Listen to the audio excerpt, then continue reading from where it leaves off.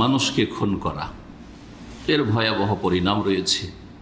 দুনিয়ায় এবং আখেরাতে খুনির ভবিষ্যৎ অন্ধকার। ধ্যান থেকে, কোরআন সুন্নাহ থেকে, দ্বীন ইসলাম থেকে তারা উদাসীন হয়ে গেছে, গাফিল হয়ে গেছে, বেপরোয়া হয়ে গেছে। কোনো পরোয়া নেই। ইসলাম থাকলেই কি, না থাকলেই কি, ঈমান থাকলেই কি আর না থাকলেই কি, মুসলিম থাকা না থাকা তাদের কাছে কোনো বিষয় নয়। দুনিয়ার স্বার্থ, তুচ্ছ গরজ পুরা করাই হচ্ছে তাদের জীবনের মুখ্য উদ্দেশ্য, যেটা একটা পশুর লক্ষ্য উদ্দেশ্য। পশুর যখন ভোর হয় তখন তার দুটা চিন্তা থাকে, একটা হচ্ছে পেটের খিদা দূর করা, আর একটা হচ্ছে যৌন ক্ষুধা দূর করা। এই দুটো ক্ষুধা দূর করার উদ্দেশ্য থাকে। এই দুটো ক্ষুধা নিবারণ ছাড়া তৃতীয় আর কোনো টার্গেট থাকে না। পেট ভরে গেলে আর কোনো ফিকির নেই একটা পশুর, পাখির। আর যৌন চাহিদা আছে, সেটা পূরণ হয়ে গেলে আর কোনো ফিকির নেই, চিন্তা নেই। মানুষ যদি এই পর্যায়ে নেমে যায় তখন মানুষ দ্বারা যে কোনো অপরাধ হতে পারে। নিজের গরজ, স্বার্থ পুরা যদি হয়ে যায়, সেটা নেতৃত্বের গরজ হোক, ক্ষমতার গরজ হোক, স্বার্থের গরজ হোক, আর পয়সার গরজ হোক, তাহলে মানুষ তখন আর মানুষ থাকে না। আর মুসলিমদের কাছে মুসলিমের রক্তের মূল্য নেই। ভারতে কাফের গণপিটুনি দিয়ে মারছে, আর বাংলাদেশে মুসলিম, কথিত মুসলিম, আইডি কার্ডে মুসলিম, মুসলিম মুসলিমকে গণপিটুনি দিয়ে মারছে। আউযুবিল্লাহ, আউযুবিল্লাহ। মুসলিমের রক্ত আল্লাহ রবের কাছে সবচেয়ে বেশি মূল্যবান। মানুষের কাছে সস্তা হতে পারে, কিন্তু রবের কাছে, যেই রবের পাকড়াও বড় শক্ত রয়েছে, বড়ই মূল্যবান। শোনেন, এই মর্মে হাদিস নাসাইতে রয়েছে, আল্লামা আলবানী হাদিসটিকে সহিহ বলেছেন। আব্দুল্লাহ বিন বুরাইদা রাদিয়াল্লাহু তাআলা আনহু তার পিতা বুরাইদা থেকে বর্ণনা করছেন, কাতলুল মুমিনি আযামু ইনদাল্লাহি মিন যাওয়ালিদ দুনিয়া। একজন মুমিন মুসলিমকে খুন করা দুনিয়া ধ্বংসের চাইতে বেশি বড় অপরাধ। মানব শূন্য দুনিয়া যদি ধ্বংস করে দেওয়া হয়, ধরেন মানুষ নেই, দুনিয়া আছে এমন দুনিয়া, এই দুনিয়া কোনো মানুষ নেই, আর সারা দুনিয়াতে বহু নিয়ামতে ভরা, বহু নিয়ামতে ভরা, বহু পশু পাখিতে ভরা, সারা দুনিয়া ভূমিকম্প হয়ে ধ্বংস হয়ে গেল, বা কেউ ধ্বংস করে দিল, ধরেন সারা দুনিয়া ধ্বংস করে দিল। আর একজন মুসলিমকে খুন করেছে। কোনটা বড় অপরাধ? একজন মুসলিমের রক্ত বেশি মূল্যবান, সুতরাং সেই ব্যক্তি তার চাইতে বড় অপরাধ করলো। একজন সারা পৃথিবীকে ধ্বংস করেছে, যেই পৃথিবীতে কোনো মানুষ ছিল না, জনশূন্য পৃথিবী ছিল। আর একজন মানুষকে, মুসলিমকে, নিরীহ ব্যক্তিকে হত্যা করে সেই ব্যক্তি চরম অপরাধ করেছে, তার চাইতে বড়। আল্লাহর জমিনে যতক্ষণ পর্যন্ত আল্লাহর বিধান প্রতিষ্ঠা না হবে, দণ্ডবিধান কায়েম না হবে, আল্লাহর বিধান আল্লাহর জমিনে কায়েম করতে হবে, তাহলেই শান্তি হবে, আর না হলে শান্তি আসবে না। যতই শান্তি করেন, সমস্যার সমাধান করব, আর আমাদের এই যে শাসন ব্যবস্থা রয়েছে, এই আর সেই যতই কিছু বলেন না কেন, মানুষের তৈরি করা আইন দিয়ে দেশ পরিচালনা করবেন, আদালত পরিচালনা করবেন, আর বলবেন যে সেখানে শান্তি আসবে, তো আল্লাহর গজব নাযিল হচ্ছে, আল্লাহর গজব নাযিল হচ্ছে, আযাব নাযিল হচ্ছে। এখানে আল্লাহ সবসময় রাগান্বিত যে আল্লাহর বিধানকে ছুঁড়ে ফেলে দিয়ে মানুষের তৈরি করা পশ্চিমা বিধান নিয়ে এসে দেশ পরিচালনা করছো, এর চেয়ে বড় গজব কি হইতে পারে আল্লাহ রাব্বুল আলামিনের? জি, শোনেন ভালো করে, সূরা বাকারা আয়াত নম্বর 179 আল্লাহ ইরশাদ করেছে, ওয়ালাকুম ফিল কিসাসি হায়াত। হে মানব সকল শোনো, তোমাদের জন্য কিসাসের বাস্তবায়নে প্রাণ রয়েছে, হায়াত রয়েছে, জীবন রয়েছে। তোমরা যদি নিজের জীবন বাঁচাতে চাও, মানব জাতির জীবন বাঁচাতে চাও, মানব জাতির রক্তের সুরক্ষা দিতে চাও, মানব জাতির মধ্যে শান্তি প্রতিষ্ঠা করতে চাও, নিরাপত্তা কায়েম করতে চাও, তাহলে কিসাসের বাস্তবায়ন করতে হবে। খুনের বদল খুন করতে হবে, মেরেছে সুতরাং মৃত্যুদণ্ড কায়েম করতে হবে। ওয়ালাকুম ফিল কিসাসি হায়াতু ইয়া উলিল আলবাব। হে জ্ঞানীরা, দুনিয়ার খুব জ্ঞানের পরিচয় দিচ্ছেন যে আমাদের মতো আর রাজনীতি কে করতে পারে, আর আমাদের মতো দেশ পরিচালনা কে করতে পারে, আর আমাদের মতো সায়েন্স আর টেকনোলজি কে বা জানে, আমরা অনেক উন্নতি করেছি, আমাদের মতো পণ্ডিত আর কে হইতে পারে। আসুন, ইয়া উলিল আলবাব, আল্লাহ জ্ঞানীদেরকে ডাকছেন, শুধু মুসলিমদেরকে ডাকেন নাই। হে জ্ঞানী মানুষরা, আরে যদি তৌহিদ নেওয়ার তৌফিক নাও হয়, আমি অমুসলিমদেরকে বলছি, যদি তৌহিদ নেওয়ার ক্ষমতা নাও হয়, তো দুনিয়ার স্বার্থে ইসলামী আইনের বাস্তবায়নে তোমাদের জন্য শান্তি রয়েছে। জি, যদি দুনিয়ার শান্তিটা কায়েম করতে পারো, কমপক্ষে তোমরাও শান্তিতে বসবাস করবে আর তোমার দেশবাসীও শান্তিতে বসবাস করবে। নিরাপত্তার জন্য কত বড় বাজেট তৈরি করতে হচ্ছে আর কত টাকা খরচ করতে হচ্ছে আপনার স্বরাষ্ট্র মন্ত্রণালয়ের জন্য, আর তারপরে ডিফেন্সের জন্য, প্রতিরক্ষার জন্য। এইসব আপনার বাজেটগুলি একেবারে কমে চলে আসবে।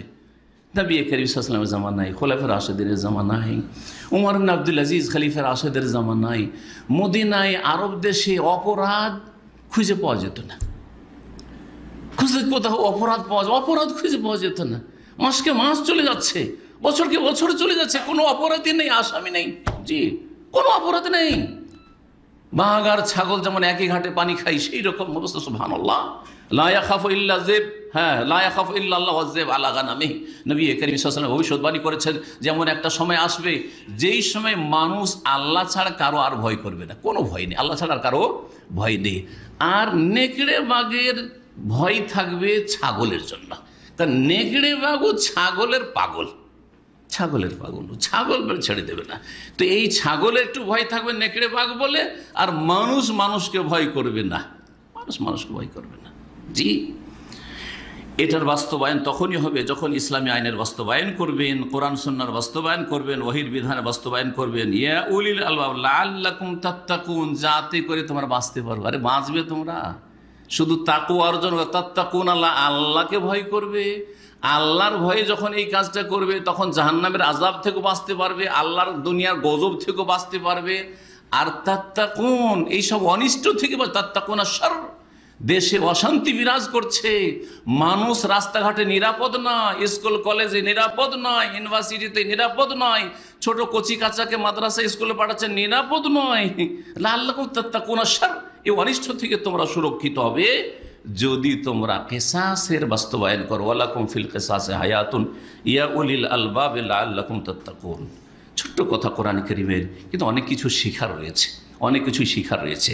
আল্লাহ যেন এর থেকে মুসলিম জাতিকে শিখার তৌফিক দান করেন, মুসলিম দায়িত্বশীলদেরকে এসব কথা শিখে তার বাস্তবায়নের তৌফিক দান করেন। প্রথম যে বিষয়টি নিয়ে আলোচনা করব সেটা হচ্ছে খুনের অপরাধ। মানুষ খুন করা যতগুলি পাপ আছে, সমস্ত পাপের মধ্যে সবচেয়ে বড় পাপের পরে দ্বিতীয় স্থানের পাপ।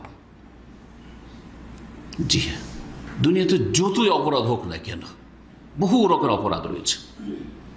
ধর্মীয় ক্ষেত্রে অপরাধ, আল্লাহর হকের ক্ষেত্রে অপরাধ, বাপ মায়ের হকের ক্ষেত্রে অপরাধ, রসুলের হকের ক্ষেত্রে অপরাধ, মানুষের হকের ক্ষেত্রে অপরাধ, সৃষ্টির হকের অন্যান্য মখলুকাত রয়েছে সেসবের ক্ষেত্রে অপরাধ, ব্যক্তি জীবনের ক্ষেত্রে অপরাধ, পারিবারিক ক্ষেত্রে অপরাধ অন্যায়, সামাজিক ক্ষেত্রে অপরাধ, আর্থিক ক্ষেত্রে অন্যায় অপরাধ, রাষ্ট্রীয় ক্ষেত্রে অপরাধ। অপরাধের শেষ নাই, ক্রাইমের শেষ নেই। সমস্ত অপরাধ অন্যায় পাপের মধ্যে দ্বিতীয় নম্বরের পাপ হচ্ছে, চরম অন্যায় হচ্ছে মানুষকে খুন করা। আর সেই মানুষ যদি আবার কালেমা গো মুসলিম হয়, যদি সে মুসলিম হয়, মমিন হয়, তাহলে সেই অপরাধ আরও বেশি বেড়ে যায়। এমনি যে কোনো মানুষকে হত্যা করা, সে কাফের হোক, কাফের হোক, বাস এমন কাফের যাতে না হয় যেই কাফের মুসলিমকে খুন করার জন্য প্রস্তুত হয়ে রয়েছে, সে হচ্ছে হারবি, সে হচ্ছে হারবি, তার খুনের মূল্য নেই।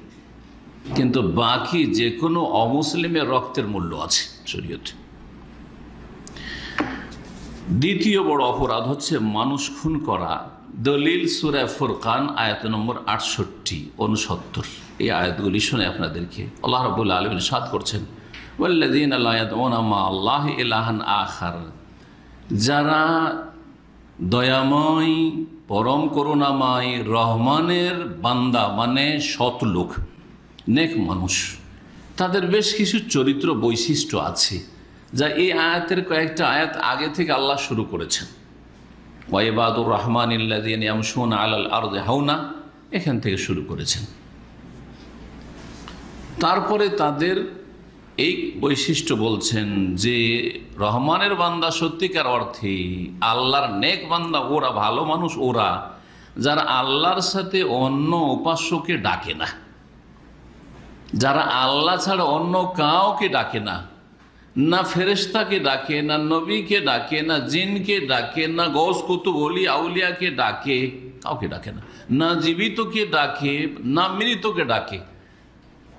ডাকা মানে হচ্ছে অসাধারণ ডাকা, অসাধারণ সাহায্যের জন্য আহ্বান করা, দোয়া করা, যেটাকে বলা চাওয়া। সাধারণ ডাক, যেই ডাকে সাড়া দিতে পারবে, সাধারণ কিছু সহযোগিতা চাওয়া, এটা জায়েজ। সেটা জীবিতর কাছ থেকে হইতে পারে, মৃত সাধারণ সহযোগিতা করতে পারে না। একজন মরা মানুষ যে কবরে চলে গেছে, জিলানি হোক আর চিস্তি হোক আর শাহজালাল হোক, হ্যাঁ, আর কোন নবী রসুল হোক না কেন, সে সাধারণ, যেটা আপনার কাছে একেবারে সাধারণ সহযোগিতা, সাধারণ সহযোগিতা, একটু যে চেহারাতে একটু টিস্যু লেগে আছে, ভাই চেহারাটা আপনি পরিষ্কার করেন, এই কথাটা বলা, অথবা আপনি একটু টিস্যুটা সরিয়ে দিলেন। এই কাজটা যদি কোনো মৃত সম্পর্কে মনে করে যে এটা আমার নবী করতে পারবেন, তাহলে সে শিরকি আকীদার লোক। সাধারণ কাজও করতে পারেন একটা মৃত ব্যক্তি, তার জন্য সব কিছু অসাধারণ। মৃত আদম সন্তান মারা গেছে, আমল বন্ধ হয়ে গেছে। নবী সাল্লাল্লাহু আলাইহি ওয়াসাল্লাম সহিহ মুসলিমের হাদিস, ইযা মাতা ইবনু আদম ইনকাতা আনহু আমালুহু, তার কাজকর্ম বন্ধ হয়ে গেছে। যেমন ইবাদত বন্দেগীর কাজ বন্ধ হয়ে গেছে, তেমনই তার সাহায্য সহযোগিতার কাজও বন্ধ হয়ে গেছে, কথা বলার কাজ বন্ধ হয়ে গেছে, সালামের উত্তর দেওয়ার কাজ বন্ধ হয়ে গেছে, সব বন্ধ হয়ে গেছে। আল্লাহ ছাড়া অন্য কাউকে যারা ডাকে তারা মুশরিক, বহুত্ববাদী, মুওয়াহিদ মুসলিম নয়, মুমিন নয়। সেই জন্য রহমানের বান্দাদের বৈশিষ্ট্য হচ্ছে মুওয়াহিদ, তারা একত্ব প্রতিষ্ঠাকারী, আহলে তৌহিদ, তাদের তৌহিদের সুরক্ষা করে। আর তৌহিদ যদি না থাকে, শিরকে লিপ্ত হয়, তো সবচেয়ে বড় অপরাধ করলো।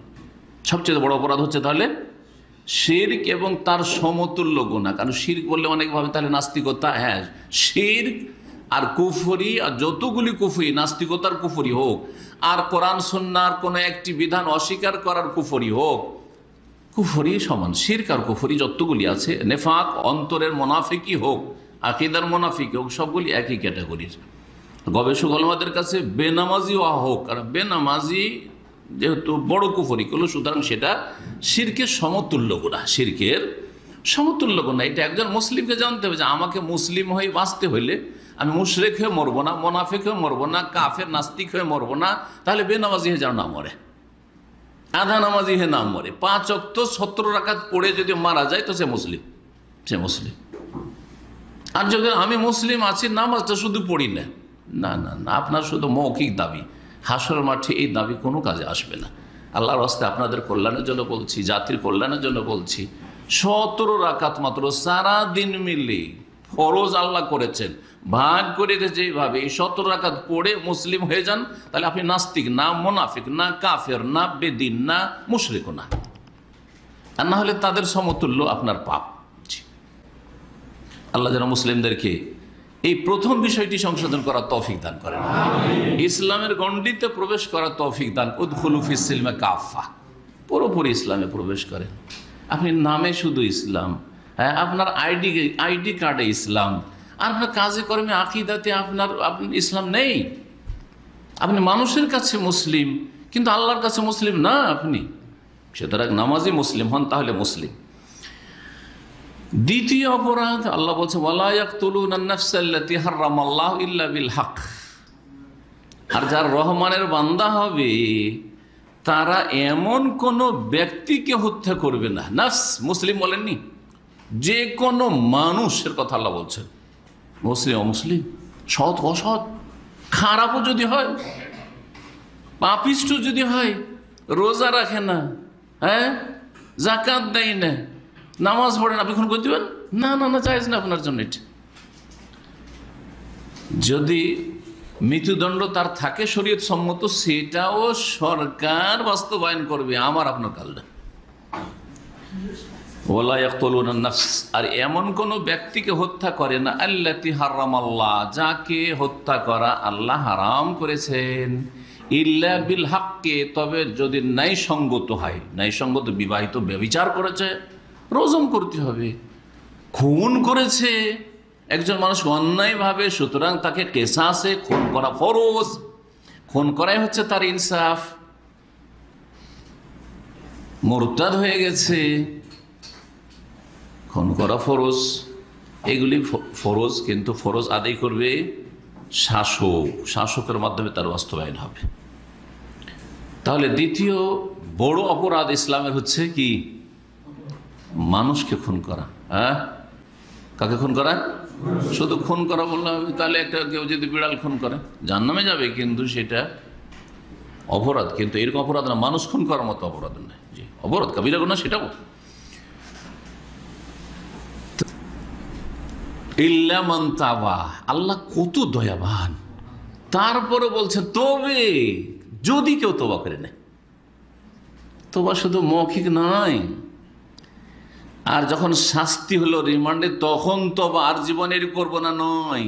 এর প্রমাণ হচ্ছে ইল্লা মান তাবা ওয়া আমানা, ওর ঈমান গেছে, ঈমানের নবায়ন করলো। আমানা কেন নিয়ে আসলো? তাহলে বোঝা যাচ্ছে যে খুন করা এত বড় অপরাধ যে কুফরি অথবা কুফরি কাছাকাছি চলে গেছে, কুফরিতে চলে গেছে, আর না হলে কুফরির কাছাকাছি চলে গেছে।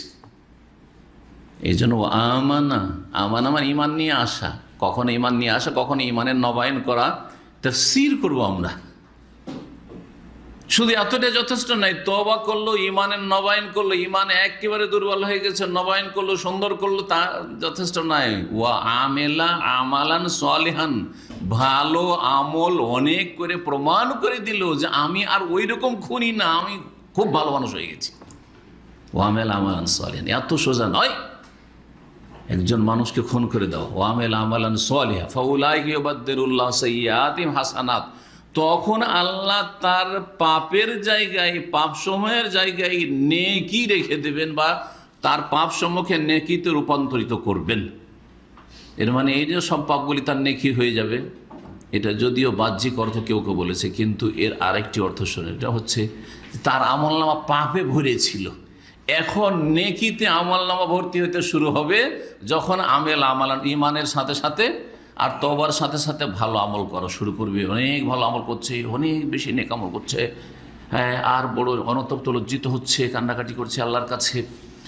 জি, শাস্তির কথা, 5 রকমের শাস্তির কথা একই আয়াত আল্লাহ সূরা নিসার আয়াত নম্বর 93 আল্লাহ ইরশাদ করেছেন, অমাইয়াকতুল মুমিনা মুতাআম্মিদা, কেউ যদি কোনো মুমিন মুসলিমকে ইচ্ছাকৃত খুন করে, ইচ্ছাকৃত মানে জানছে যে এটা মানুষ, মুসলিম বা মানুষ, আর এমন অস্ত্র দিয়ে মারলো বা এমনভাবে পিটালো, এমনভাবে মারলো যে বাঁচবে না। ছোট একটা পাথর না, যে ছোট একটা পাথর মেরেছিল, যাতে সাধারণত একটু জখমও হয়তো হয় না, কিন্তু ওই সময় তার মৃত্যু ছিল, মারা গেল, তো বলে খুনি, তখন হার্ট অ্যাটাক হয়েছে অথবা কোনো কোনো কারণে মরেছে, কিন্তু এমন মার দিল যে তাতে মানুষ সাধারণত বাঁচানো, খুনি তারা। ইচ্ছাকৃত মারা হচ্ছে এমনভাবে মারা যাতে সাধারণত মানুষ মারা যায়।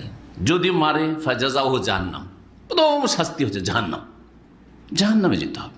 এটা ধরে নিতে হবে খুনিকে, খুনির আত্মীয় স্বজনদেরকে ভালো করে, আর যারা মানুষের খুনকে এত সস্তা মনে করেছেন, জাযাউ জাহান্নাম, জাহান্নামে যেতে হবে। খালেদান ফিহা, চিরকাল থাকতে হবে, এটি হচ্ছে আসল শাস্তি,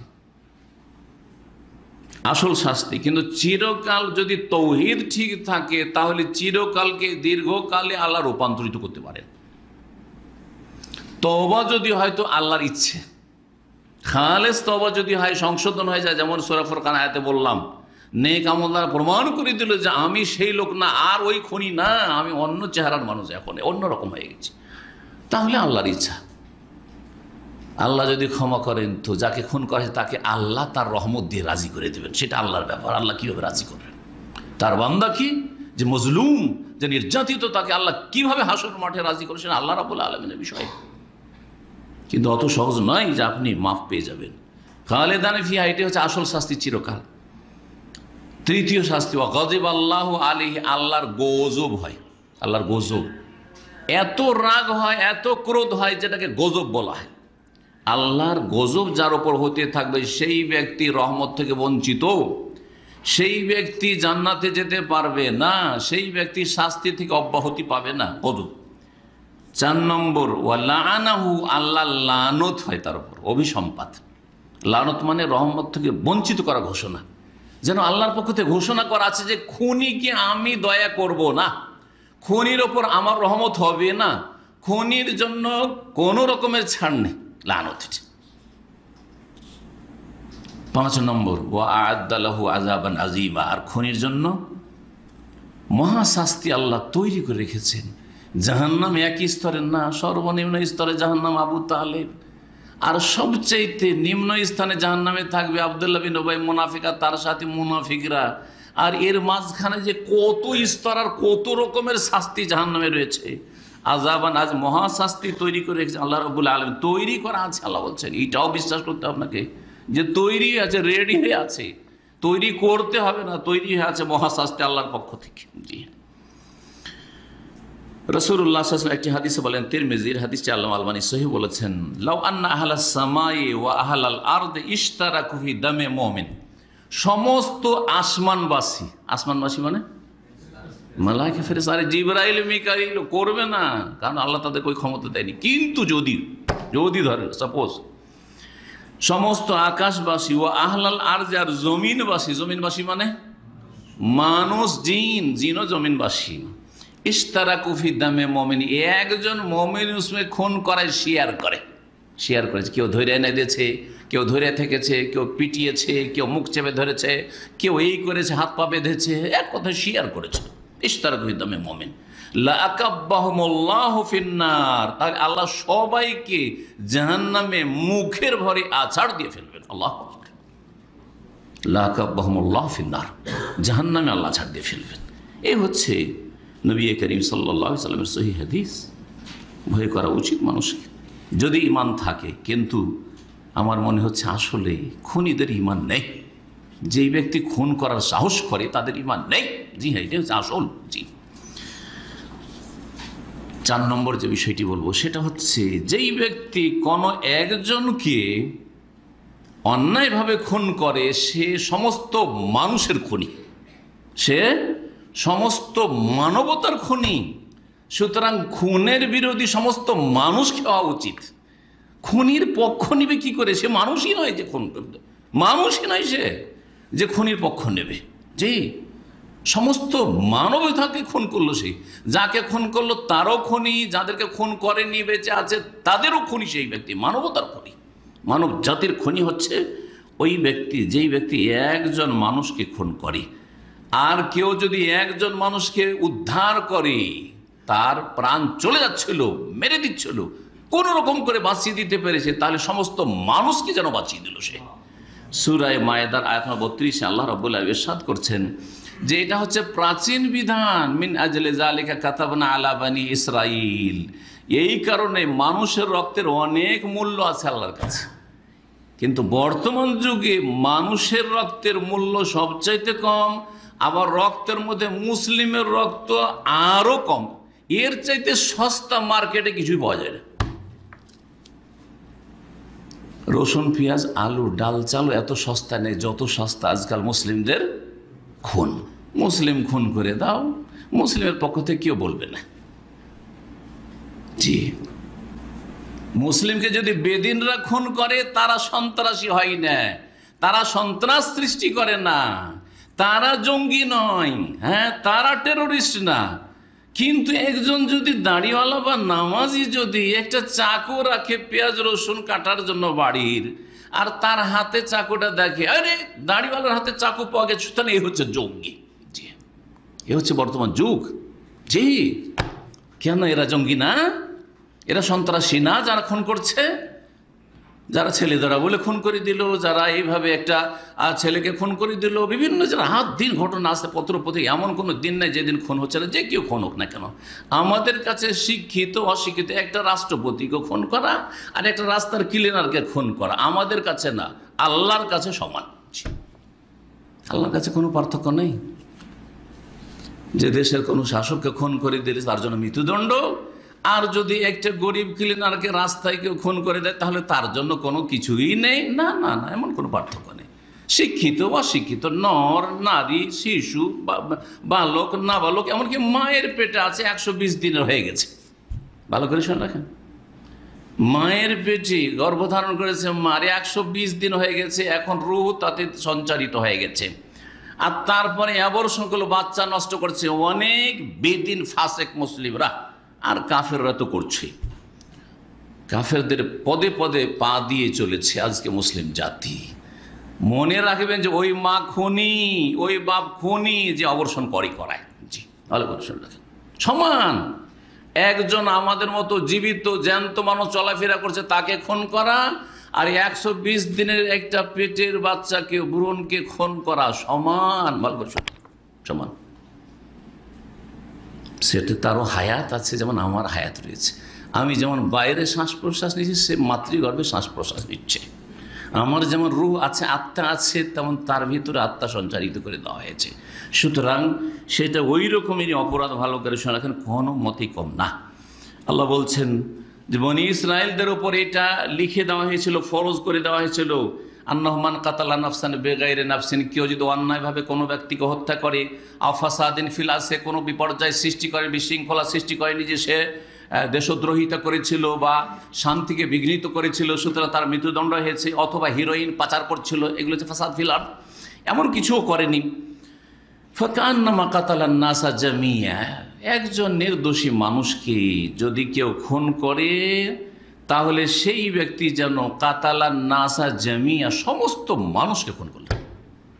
সমস্ত মানুষকে, সমস্ত মুসলিমকে খুন করলো, সমস্ত ইহুদি নাসারা, যত হিন্দু বৌদ্ধ খ্রিস্টান যত কেউ আছে সবকে খুন করলো, সমস্ত মানুষকে খুন করলো।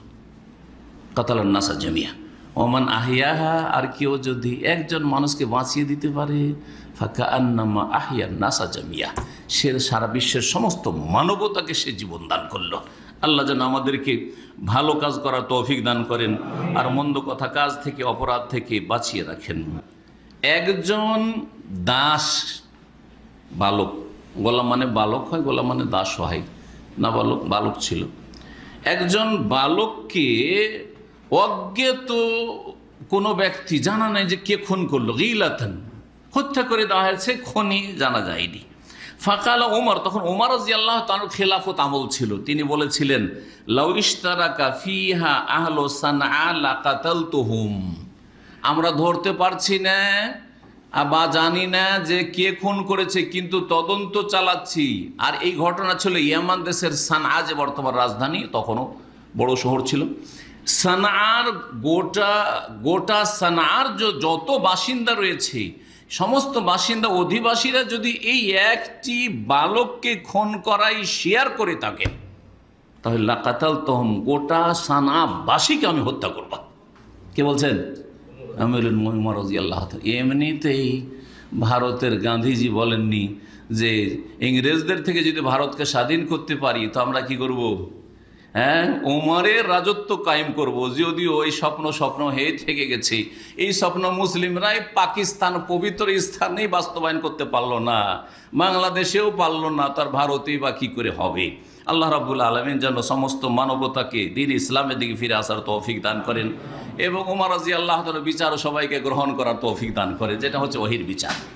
এটা তো ছিল ওমর রাদিয়াল্লাহু উক্তি। আমল শোনেন, প্রখ্যাত তাবেঈ, সবচেয়ে বড় তাবেঈ বলা হয় সাঈদ বিন মুসাইয়্যিব। সাঈদ বিন মুসাইয়্যিব রাহমাতুল্লাহ আলাইহি, তিনি বর্ণনা করছেন ওমর রাদিয়াল্লাহু তাআলা আনহু থেকে, আমিরুল মুমিনিন থেকে, আন্নাহু কাতালা সাবআতাম মিন আহলি সানআ, সানআর 7 জন ব্যক্তিকে হত্যা করেছিলেন ওমর রাদিয়াল্লাহু তাআলা আনহু। কেন 7 জনকে খুন করেছিলেন?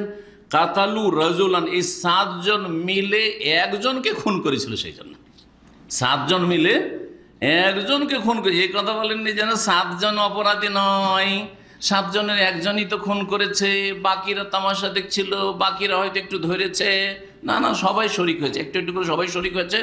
7 জনকে খুন করেছিলেন ওমর রাদিয়াল্লাহু তাআলা আনহু। জি হ্যাঁ, কেন? একজন লোককে খুন করেছিল এই জন্য। ওয়াকালা, আর তিনি বলেছেন তার ঐতিহাসিক এই বাণী, লাউ তামালা আলাইহি আহলু সানআ, গোটা সানআর অধিবাসীরা সবাই যদি একমত হইতো যে একে খুন করো, সবাই যদি একমত হতো, লাকাতালতুহুম বিহি, তাহলে এই খুনের বদলে গোটা সানার অধিবাসী সবাইকে খুন করতাম আমি। এ হচ্ছে ওমর রাদিয়াল্লাহু তাআলার উক্তি। মুয়াত্তা মালিকের দ্বিতীয় খণ্ড 871 পৃষ্ঠায় রয়েছে, আর হাদিসের সনদ সহিহ।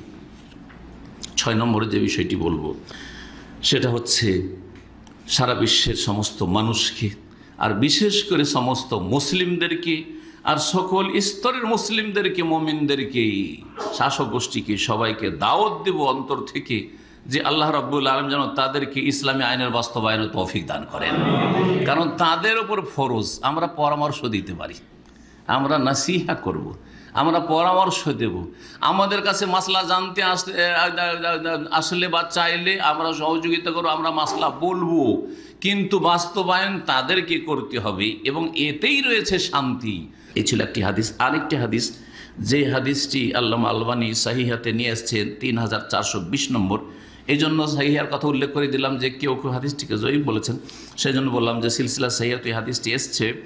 রাসূলুল্লাহ সাল্লাল্লাহু আলাইহি ওয়াসাল্লাম একদিন বাইতুল্লাহর তওয়াফ করছিলেন, কাবা শরীফের তওয়াফ করছিলেন, আর কাবার তওয়াফ করতে করতে কাবাকে সম্বোধন করে বলছেন, ইয়াকুলু মা আতিয়াবাকে ও আতিয়াবা রিহাকে, হে কাবা ঘর, তুমি কত পবিত্র ঘর, আর কত সুন্দর ঘর, আর তোমার ঘ্রাণ সুগন্ধি আতর, আর যে ঘ্রাণ আসছে, সুগন্ধি আসছে, সেটা যে কত সুন্দর। মা আজামাকে, তুমি যে কত মহান ঘর, ও আজামা হরমাতাকে, আর তোমার মান মর্যাদার সম্মান যে কত বেশি আল্লাহ দিয়েছেন। ওয়াল্লাযী নাফসু মুহাম্মাদিন বিয়াদিহি, সে আল্লাহর শপথ করে বলছি যার হাতে মুহাম্মদের প্রাণ রয়েছে, লা হুরমাতুল মুমিনি আযামু ইনদাল্লাহি, তবে শুনে রাখো হে কাবাঘর, শোনো, হে মানুষরা শোনো, আল্লাহর কাছে মুমিনের মর্যাদা সম্মান কার চাইতে বেশি? হুরমাতা মিনকে, হে কাবা, তোমার চাইতেও বেশি সম্মান রাখে, মর্যাদা রাখে।